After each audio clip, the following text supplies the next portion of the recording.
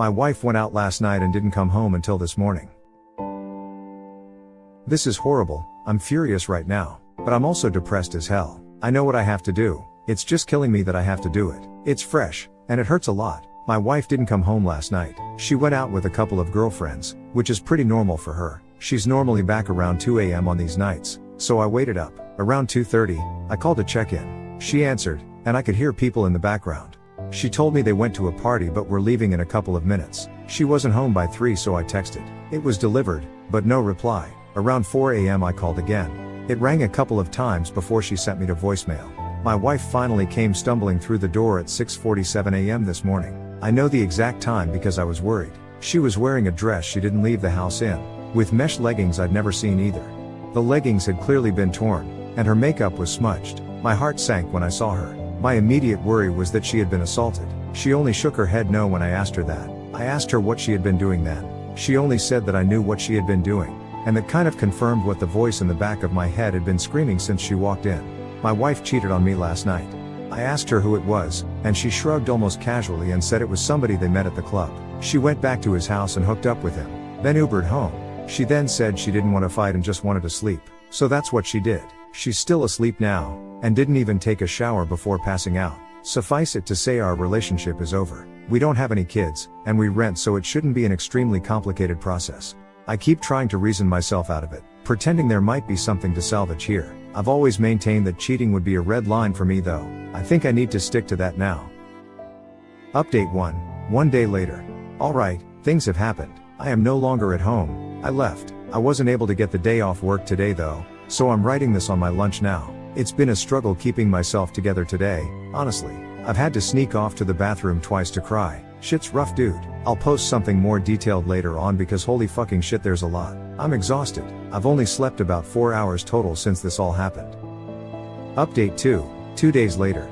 Me again, folks. I'm sorry I didn't get around to this sooner. I wasn't able to get the day off work yesterday because my boss kind of sucks. I was a complete mess at work yesterday though, so I was allowed to take the rest of the week as vacation, thankfully. I think I went through all of the stages of grief while my soon-to-be ex was sleeping. I wasn't expecting my post to get any attention at all. I just figured I needed to try to talk to someone about it, because I was not in a good headspace. I made the post in the morning, and by noon she was still conked out in the bedroom. I had processed things a bit more, and I had a rough plan in my head that I was starting to set in motion. I made a short list of questions I wanted answers to, and gathered up all my important documents, laptop, etc. Then I went into the bedroom and started packing myself a suitcase. I know a lot of folks wanted me to kick her out. I did consider it, but honestly, I'm not overly attached to this place. We just rent, and I'm in a lucky enough situation to be able to say that paying half the rent for a few months isn't going to financially end me. It'll sting a little bit, I won't lie, but I'll make it, and I feel like being around this place is only going to remind me of her anyway. I need to be looking forward, not back. She ended up waking up about halfway through me packing my suitcase. There was momentary confusion as she looked around the room, then she just started bawling. Maybe this is awful for me, but I didn't bother comforting her. I told her I had the screenshots of her Uber and text messages from her phone, and that plus her confirmation was enough that things between us were completely done. She didn't answer me, and just cried louder. I debated trying to continue the conversation, but I decided to just pack the rest of my suitcase and head back out to the living room until she came out. When she finally left the bedroom, she sat next to me on the couch and asked me if we could talk things through. I told her as calmly as possible that wasn't how things were going to work. I was going to ask questions. I wanted honest answers. She told me she'd be honest, so I proceeded.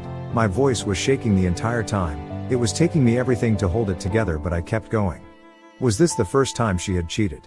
She started crying before she answered that, then told me no. She had cheated on me multiple times over the course of our relationship. It was, and I'm going to use her words exactly here, just sex, a way for me to let off steam. None of it ever meant anything. I wrote a comment shortly after making my post that all the love couldn't just fade away in one swoop. Well, it can. It hit me right then that I wasn't dealing with my wife. The person I was married to literally wasn't in the room. This was someone different. She refused to tell me exactly how many times she had cheated. Just more than last night. Had she used protection? No hesitation from her before she nodded her head emphatically. She seemed surprised I'd even asked that. I'm still going to get tested just to be safe. I did some research into timing and I'm going to look after it. Were her friends also cheating on their spouses? Yes, and no. I tried to get her to tell me which of her friends were cheating so I could get in contact with their spouses. She probably should have, because her refusal led to me messaging pretty much the romantic partner of every one of her girlfriends I could find on social media. There are a couple I don't know or couldn't find, but I did my part. Why did she do it? This was the answer that gutted me the most. I'm going to use her exact words again. I need to have sexual variety. I told her that it's not like our sex life is dull. She clarified, it's not the same as something new. I didn't even have a response to that one. I had expected something about me working too much, or not supporting her emotionally. Nope. She just fucked other guys because she felt like it, and wanted to have some fun. When I didn't respond, she started asking me about counseling and therapy. I reiterated that our relationship was over. I'd be leaving. What she did next disgusted me. My ex actually tried to have sex with me. She put her hands on me, and started trying to take off my clothes. I felt like I wanted to vomit, and pushed her away after a couple of seconds. She just kept telling me that she would figure out a way to fix it, and that we would work through it together. I told her that there was no way, and she started bawling again. She went to the bathroom and locked herself inside. I was just sick of everything at that point. I called her mother, and told her what was going on. The full story too, the cheating, the questions I had asked, and the fact I was leaving. I've always had a good relationship with my ex's parents. They both decided to drive to town, which is about an hour for them. Once I knew someone was on the way, I just grabbed my things and left. Her waterworks in the bathroom were just annoying me because it felt hollow to me, especially given the answers to my questions. I ended up packing another bag before I left, and took all the things that I could think of that I felt a sentimental attachment to with me. I found a parking lot and sat in my car until I was able to get in contact with a buddy for a place to crash. I tried to take a nap, but I was running on way too much adrenaline. I knew when her parents had made it to the apartment because she started calling me. When I didn't answer those, she started texting me. She had gone from sad and crying to furious. Apparently, I'm a fucking piece of shit for telling her mom everything. Whoops. I'm not sorry. I've received roughly 100 texts from her since leaving. They range from name calling all the way to begging me to come back, to sending me pictures of the food she ate for some reason. I haven't responded to any of them. I feel like I said my piece before leaving. So that's where I'm at now. We didn't have joint finances, so that part was easy. I canceled all the subscriptions that go to my credit card just to be sure, and changed all my important passwords. I'm crashing on a friend's couch for the next bit, but I've got some feelers out to some short-term rental places until I can find something more permanent. I've got feelers out for a divorce attorney too. A coworker of mine had a recommendation, so barring something better I'll probably go with them. I also wanted to say that I was shocked at how supportive everyone was, and thank you for that. Truly, from the bottom of my heart. It isn't easy for me to talk about emotional things with people close to me. This was an invaluable venting place for me. Thank you all so much.